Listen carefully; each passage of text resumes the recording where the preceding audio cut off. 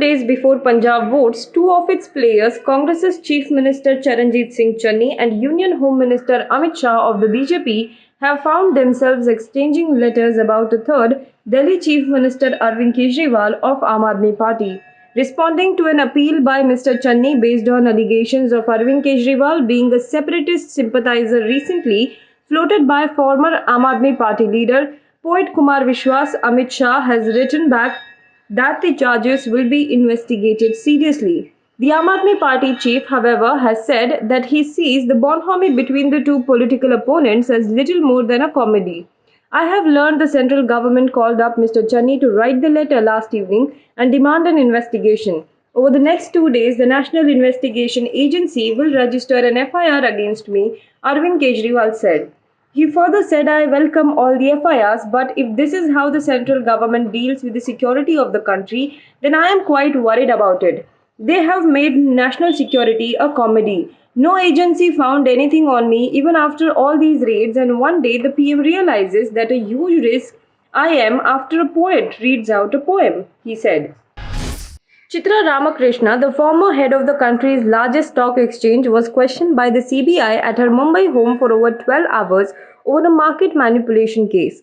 The 59-year-old former CEO and managing director of the National Stock Exchange is also under investigation for allegedly sharing confidential information with a yogi in the Himalayas who also influenced her decisions. A Securities Exchange Board of India report alleges that Ramakrishna shared classified information including the financial and business plans of the NSE, dividend scenario, and financial results with the yogi. The report includes Ramakrishna's response to SEBI on questions on her bizarre dependence on the spiritual guru and her email exchanges with an unknown person believed to be him. SEBI noted based on the emails that Ramakrishna met this person several times in 2015. She headed the stock exchange from 2013 to 2016. College authorities at Indy Town prevented a man from entering the premises on Friday for sporting a vermilion on his forehead and asked him to remove it. The lecturer stopped him at the gate, asking him to erase the vermilion first to enter the college. The student was told that the customary vermilion on the forehead was also creating problem along with hijab and saffron scarves. This led to a serious verbal scuffle between the teachers and the student. In view of the hijab law in the state, the Karnataka High Court's interim order and the state government's order restricted the use of hijab and saffron scarves. The orders did not restrict anyone from sporting a vermilion on the forehead. However, there was a debate in the High Court where the counsels for the Muslim girls who challenged the state government's order argued that hijab was as innocent as religious practice as vermilion on the forehead, bangles, turban worn by Sikhs and wearing rudrakshas. An Atlantic storm battered northwestern Europe with record winds on Friday, killing at least 9 people while knocking out power for tens of thousands, trees uprooted by high winds, cancelled train services and shredding the roof of London's O2 Arena. Storm Eunice, the second major storm, hit western England and made landfall in Cornwall on Friday, where waves lashed the coast, sending plumes of sprays dozens of meters into the air.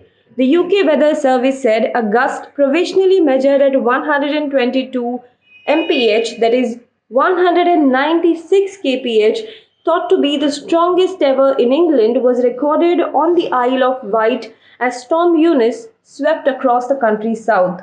The storm, which is also battering other northern European countries including Belgium, Ireland and Netherlands.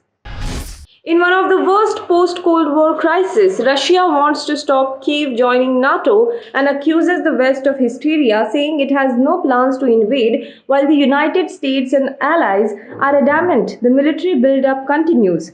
Warning sirens blared in Donetsk and Luhansk on Friday after rebel leaders there announced the evacuation of hundreds of thousands of people to Russia.